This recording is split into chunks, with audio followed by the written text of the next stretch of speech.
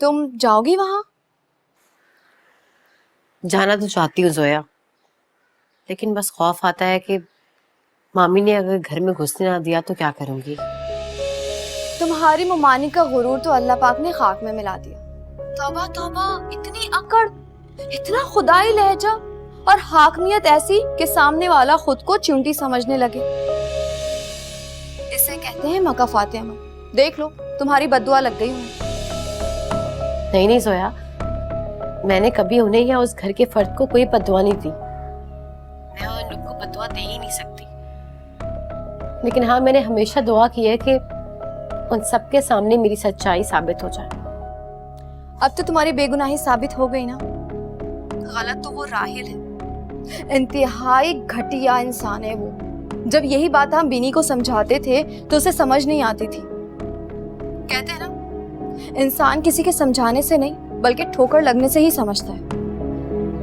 सोया, मुझे वलीद की बहुत फिक्र है। वो इन हालात में अकेले कैसे। मैं तो तुम्हें यही कहूंगी उरू साहब, इस वक्त तुम्हें उनके साथ होना चाहिए। मैं क्या करूं? क्या मैं खुद चली जाऊं? लेकिन घर में इतना बड़ा हादसा हो गया और किसी ने मुझे बताना भी गवारा नहीं किया। वलीद ने भी एक फोन तक नहीं किया।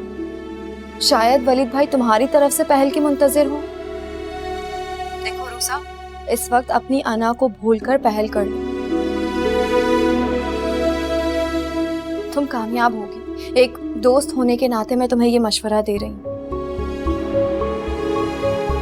प्लीज सब बातों को भूलकर तुम चली जाओ उनके पास।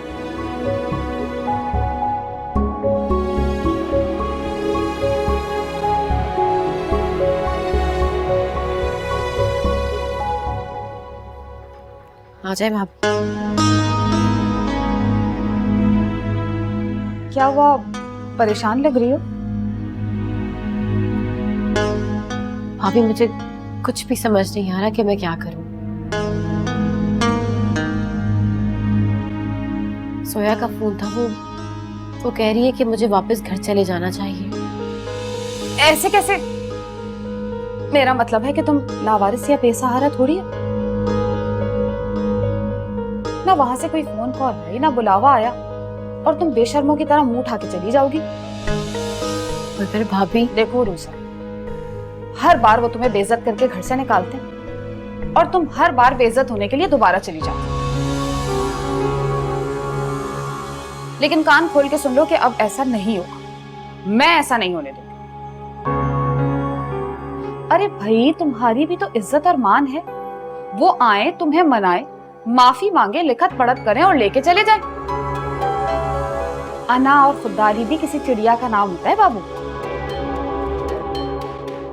हाँ, और वैसे भी इस घर में तुम्हें किस चीज की कमी है?